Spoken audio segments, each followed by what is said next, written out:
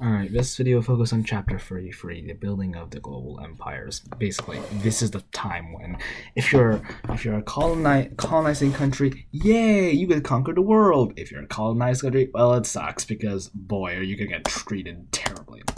So the focus for this will be the motives and methods imperials used to gain control, the degree of control gained, the justification for the action, as well as the emphasizing the fact that the colonized peoples were not just passive victims, and that imperialism was not uniformly supported by all members of those countries. Some decried imperialism's motives, actions, and effects. For example, Mark Twain. So the contemporary definition of imperialism and empire is the domination of Western powers over subject lands, starting with Europe and then the US and Japan. First, it's mostly military and political imperialism, then later economic and cultural varieties. Strong national sentiments are used to motivate the imperial power's populace. The industrial output of weaponry and tech, plus the knowledge of the world's regions and people were key tools. The poster child of imperialism would be, for example, Cecil Rhodes. This is a cartoon mocking Cecil Rhodes as the Colossus of Rhodes, depicting his idea of European domination from the Cape to Cairo. So basically, cheap, readily available raw materials could be acquired from colonies and used in imperial factories to finish products being sold back to the colonial markets, basically materials and markets. Also, by gaining colonies, you could deny one's rival ease of movement or access to resources. You could also use it to distract against domestic issues, as well as countries would also try to justify their imperialism with missionary justifications, as well as this blatantly racist, we must civilize these primitives, the whole notion of white man's burden. So mass production of advanced tools and military weapons add to strong political, economic, and cultural resources for these new empires. For example, steamships, as these are fast and can go against wind and upriver. Railroads help penetrate the hinterlands and facilitate military movement.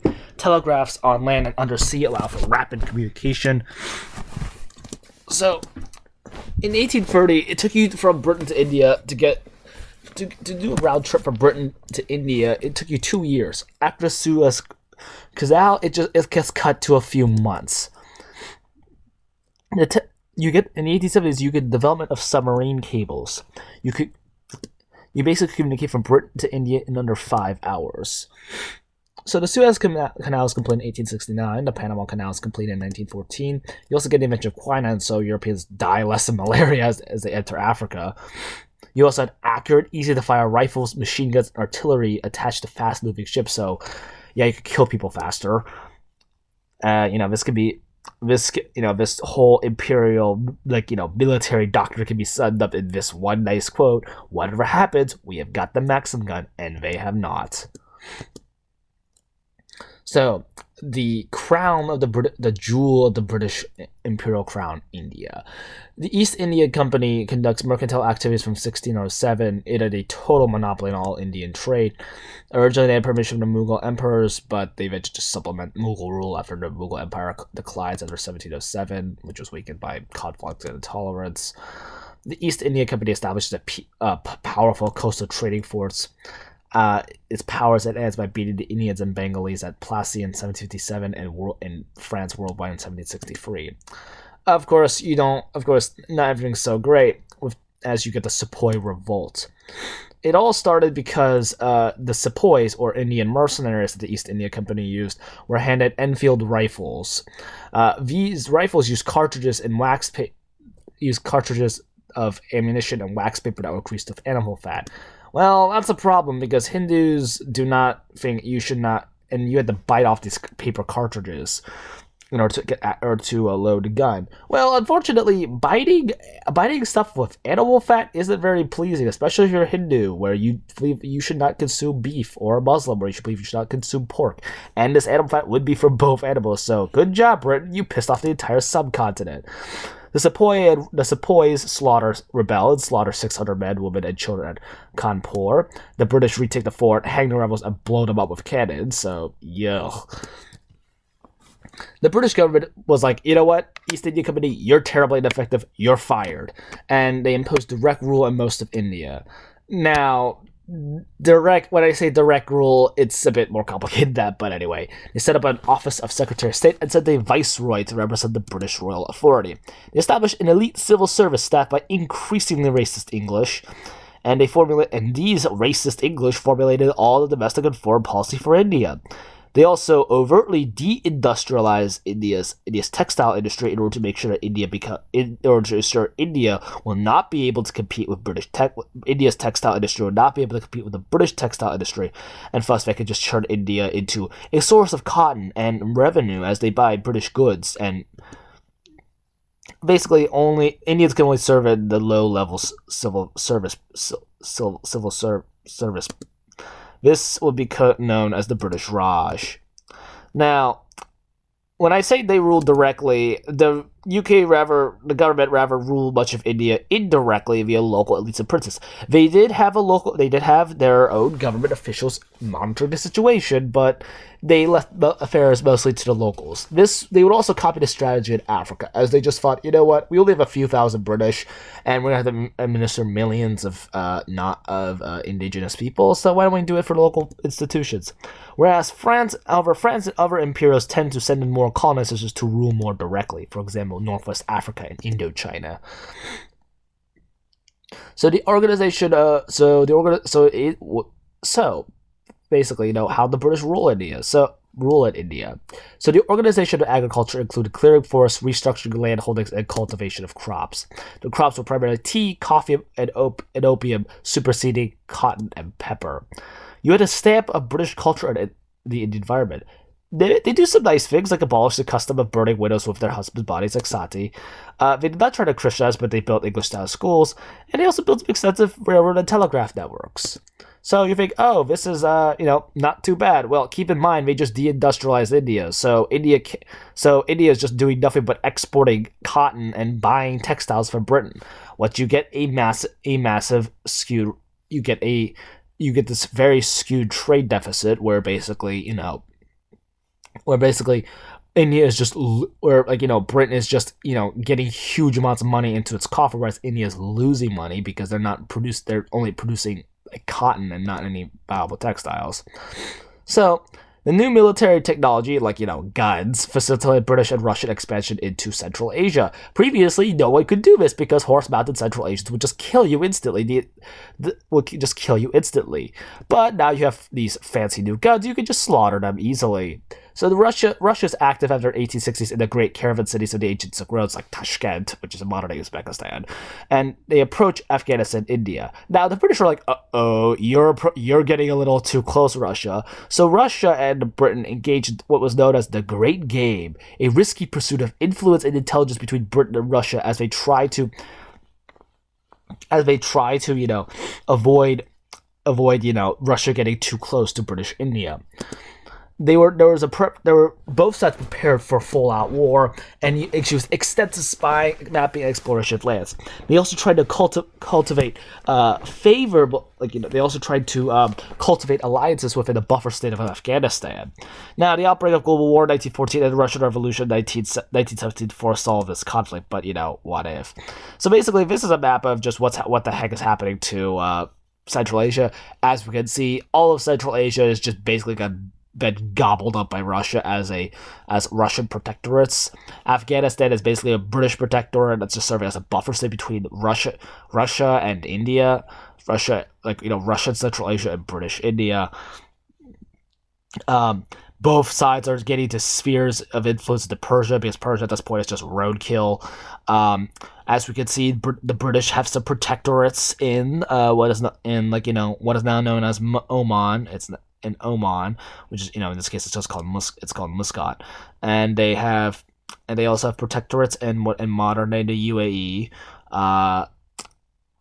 and we also see that they're occupying Cyprus, Egypt, and Anglo-Egyptian Sudan. They also have Kuwait. So this is a map depicting. I know it's a little crappy text, but basically, This is just zoomed out a little bit more. basically all of this is under British control. Russia has it's just gobbled up Central Asia and outer Mongolia. France has taken Indochina, Britain has taken Malaysia, and the Dutch have taken Indonesia. So this is basically just depicting the British lion and the Russian bear dismembering the cat, which basically resembles China. Basically, China is just losing control. The Qing dynasty is just rapidly losing control. So, in Southeast Asia, you have the Spanish occupying the Philippines in the 1580s, the Dutch with Indonesia in the 1600s. The British began to establish a presence for the 1820s, for example, eventually establishing a colonial authority by the 1880s in Burma, or known as Myanmar. Funny enough, only the British and Americans really refer to Myanmar as Burma. After the British, they basically do this after fighting the Myanmar kings for the Burmese kings for in the 1820s. The British also seize Singapore as it monitors the valuable trade conduit known as the Strait of Malacca. The British colonization. This will become the base of British colonization in Malaysia from the 1870s to 1880s. France gobbles up Vietnam, Cambodia, and Laos from 1859 to 1893. And unlike the British, they actually tried to encourage conversion to Christianity. And they also used education to train local elites. The modern Vietnamese alphabet was actually created by the French. Thailand remained free because it was a convenient buffer state for Britain and France. Ethiopia was the same thing as well. So this is another zoomed out map, a bit better. So yeah, the Philippines basically becomes an American colony. Japan seizes the lower half of Sakhalin, Korea, Taiwan. China is just getting absolutely wrecked. As we can see, Russia's carving out a sphere of influence in Manchuria, and we can't see it, but other countries are also carving out spheres of influence in the rest of China as well. So, the most striking outburst of imperialism anywhere was, of course, the Scramble for Africa from 1875 to 1900. It was after the end of the slave trade in 1850-ish, and basically, for this very brief time between the end of the slave trade and the beginning of the Scramble, you had lively commerce developing around the exchange of African gold and ivory for European textiles, guns, and manufactured goods. Basically, it was pretty even non-exploitative relationship. But, of course, this takes a turn for the worse, as between 1850 and 1900, the relationship between Europe and Africa changes dramatically. Europe was like, Africa, you have some lovely raw materials and precious metals. We want to exploit that. The British, French, Germans, Italians, Belgians, and Portuguese immediately began competing for the Dark Continent. Basically, the big bad bullies in the 19th century, they're basically Britain. Their idea was basically to establish a white colonial presence from Cape Town in South Africa to Cairo in Egypt. So, the Berlin Conference was a defining political event for the partition of Africa. 14 European states, participated along with the U.S. as an observer. There were no African states present, unsurprisingly, and this would actually become this would actually pose a lot of problems, as when the Berlin Conference partitioned up Africa, they did not consider any of the ethnicities that were living there. So you had a lot of ethnicities who hated each other historically being crammed into the same country because of arbitrarily drawn borders. The rules of colonization, set by Otto von Bismarck of Germany, say that any European state can take unoccupied territory after informing other European powers. So basically this gives the green light for Europe to just, invade Africa. Their firepower just destroys the local tribes. The two notable exceptions to avoid this was Ethiopia, which managed to fight off Italy, and Liberia, which is basically just a dependency of the Americans. Menelik and Mungut, the two leaders who managed to successfully resist European encroachment of Africa. So, the geographic information compiled by travelers held great interest for merchants. Europeans explored the major rivers of the Nile, Niger, Congo, and Zambezi. This gives vital information on the interior of Africa. So this motivates imperialists, like with the first being King Leopold II of Belgium, who starts the Congo Free State for commercial ventures. Now, he basically runs this as his own personal property. in order to extract rubber, and thus get money. But this turns into a brutal, incredibly horrible experience for the Africans. Basically, what happens is, if you don't meet your rubber quota, if an African doesn't meet his rubber quota, they will get their hands lopped off. Britain establishes an imperial presence in Egypt in 1882 in order to protect the financial interests and the safety of the vital Suez Canal.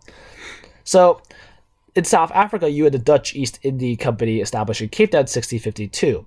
The farmers, or Boers, followed to settle the territory they're later known as Afrikaners.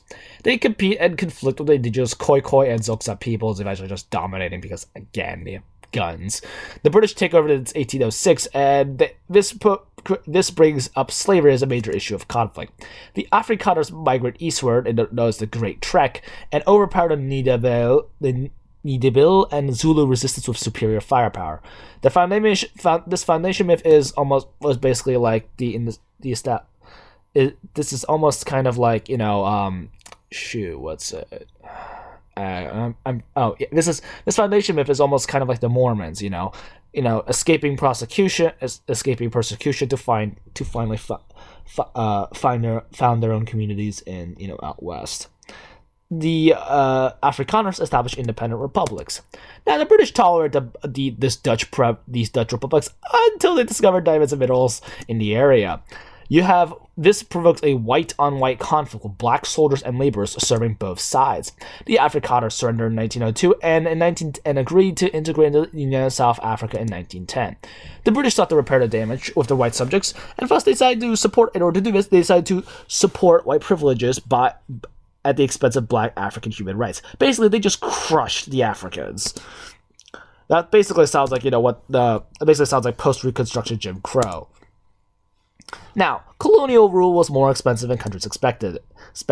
Initially, it was done through concessionary companies, private, like the East India Company.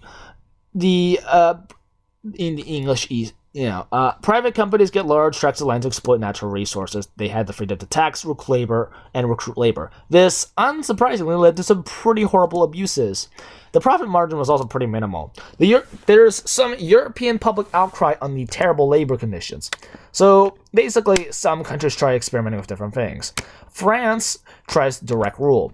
They justify this on a pretext of civilizing the primitive natives. Yeah, just blatant racism. Now, this doesn't work as well because there's a chronic shortage of European personnel. You also have major language and culture barriers. For example, in French Northwest Africa. In French West Africa, you had 3,600 Europeans ruling 9 million subjects. So, indirect rule was pioneered by Frederick D. Lugard of Britain, who would go on to administer British Nigeria. He pioneered the use of local indigenous institutions. However, this didn't work out so great because there was a difficulty in establishing tribal categories, and often they imposed arbitrary boundaries. See what I mean? Drawing arbitrary lines that often ignore ethnicities. So basically, this is a map of Africa just being completely carved up. The British basically almost nearly achieved Cecil Rhodes of a Cairo to Cape to Cairo, route. I think they eventually get Tanzania late. Hold on, let me check. Just a minute.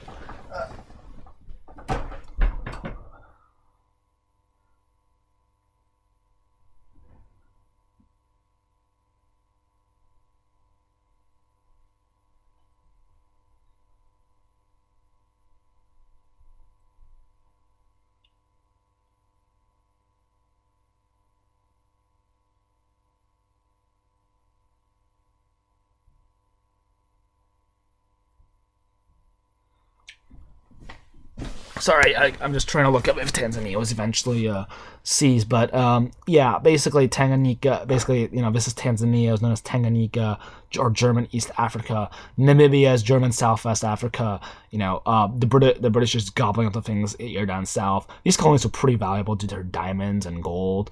You also have the British taking Egypt, and Sudan. They eventually unite. This countries eventually unite as Egypt, as just one big country. You have Uganda, British East Africa, Somaliland. Italy gets Eritrea, Somalia. The French get get a piece called French Somaliland. The French just take over all of Northwest Africa. Oh yeah, never mind. Yeah, Tanganyika eventually becomes a British mandate. Cameroon is owned by the Cameroons is owned by Germany. Belgian Congo. This is where some of the really horrible atrocities happen. Nigeria is British, all of Northwest Africa is French, and basically Africa's just cut up like a pie. So, U.S. imperialism really the idea behind U.S. imperialism begins with the Monroe Doctrine. Basically, all the Americas is a U.S. protectorate. It was declared in 1823. Now, this was pretty ridiculous because of the fact that the U.S. had absolutely no power to say this, but, the British were like, whatever, we'll still protect you. And plus, the Monroe Doctrine was not upheld by the Americans, it was upheld by the British because they're just giant navy. You also had a history of manifest destiny, the Mexican-American War. Alaska is purchased from Russia in 1867. Hawaii becomes an American protector in 1875. The locals overthrowing the last queen in 1893, and the American planters eventually persuaded the U.S. to acquire the islands in 1898. So the U.S. declares war on Spain after the battleship Maine is sunk at Havana. This basically, Remember the Maine becomes essentially their version of Remember the Alamo, Gulf of Tonkin, and the Yellow Cake. Which, if you don't know what that is, it's basically the justification used to invade Iraq. The Americans crush Spain and take possession of Cuba, Puerto Rico, Guam, and the Philippines. Now, the Americans had initially promised the Filipinos their independence if they fought on our side. Well, of course, the Americans were like, no, we're actually going to keep you. A bunch of Filipinos are pissed off. They rebel, led by Emilio Aguinaldo. Over 200,000 Filipinos die in U.S. conquest, but eventually the U.S. turns the Philippines into a coaling station. The U.S. also intervenes and occupies the Dominican Republic, Nicaragua, Honduras, and Haiti. Now, President Theodore Roosevelt is looking to empower the U.S. Navy. He supports an insurrection against Colombia in order to create an independent state of Panama. In exchange, the U.S. gains the Panama Canal Zone. He basically adds the Roosevelt corollary to the Monroe Doctrine. It basically gives the U.S. a right to intervene in domestic affairs of other nations if U.S. investments are threatened. Basically, justification just to bully all of our southern neighbors. Now, early Japanese expansion was fueled by the demands of industrialization and the resentment over the unequal treaties of the 1860s. In the 1870s, the Japanese colonized Hokkaido, the Kuril Islands, Okinawa, and the Ryukyu Islands. In 1876, the Japanese purchased warships from Britain and dominate Korea by basically forcing them to open and sign their own unequal treaties. In the Sino-Japanese War, China gets angry and tries to, eliminate Japanese encroachment onto Korea, but they lose, and thus the Sino-Japanese War ensures Japanese dominion over Korea. Russia tries again to bring Korea into its own sphere of influence, but the Japanese win it else again. Japan basically gains global acknowledgement as a major industrial power. So the legacies the economic legacies of imperialism. Colonized states were encouraged to exploit natural resources rather than build manufacturing centers. This basically encouraged dependency on imperial powers for manufacture goods made from native raw products, like Indian cotton, Malaysian rubber, and Sri Lankan tea. Slavery has gone to the late 1800s. However, now you do get some push and pull motives for voluntary migrants. Europeans moving to temperate lands, working as free cultivators, and industrial laborers. However, if you're not European, you're out of luck because many of the Africans, Asians, and Pacific Islanders who moved to tropical and subtropical lands were indentured laborers or manual laborers. They basically supplemented former slaves. So 55 to 58 million. From 1840 to 1940, you have 55 to 58 million Europeans going to the Americas, as well as 2.5 million Indians, Chinese, Japanese, and Africans. To Southeast Asia, the Southeast Asia/Indian Ocean Rim, and Australasia, you have 48 to 52 million Indians and Southern Chinese going there, as well as 5 million from Africa, Europe, Northeast Asia, and Middle East. To Manchuria, you get Siberia, Central Asia, and Japan, you get 46 to 51 million Russians and Northeast Asians. Yeah, so basically this is a map depicting the migrations. Basically everyone's going everywhere. Yeah. Now, unsurprisingly, when you have imperialism, you get racism. One type is scientific racism. This was basically just awful, crappy science to justify racial differences and inferiorities. Race is highlighted as the most important index of human potential. For example, Gobineau. He combines the theories of Darwin and Herbert Spencer to form the pernicious doctrine of social Darwinism.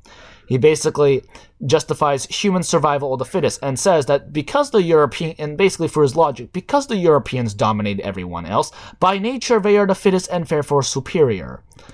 Now, the latest research has basically discounted this, saying that IQ variance within races is actually greater than the variances between the races themselves. Now, this is an example of scientific racism. Basically, this cartoon depicts, tries to manipulate skull shapes in order to make European skulls look excellent and prime, whereas trying to depict African skulls more reminiscent of chimpanzees. The cartoonist is basically trying to illustrate that Africans are more closer to chimps than to Europeans, and by nature subhuman. Now, popularism needed no such scientific backing. It's based on personal experiences which became convenient justification for the mistreatment of subject peoples. Now, racist views were by no means a monopoly of European imperialism. You had a heck of a lot of racism in the US and Japan. Now, of course, the colonial subjects were like, I'm just gonna take the beating. Some of them said, we want independence. So the Bengali, for example, you had the Bengali Ram Mohan Roy, who becomes the father of modern India. He is influenced by Enlightenment thought and often obtained in European universities. The Indian National Congress is formed. Backtrack. Many of the independence fighters will be influenced by the Enlightenment and be taught in European universities. You have, for example, the Indian National Congress formed in 1885 and the All India Muslim League in 1906. India's independence movements would go on to inspire other colonial independence movements. And thank you.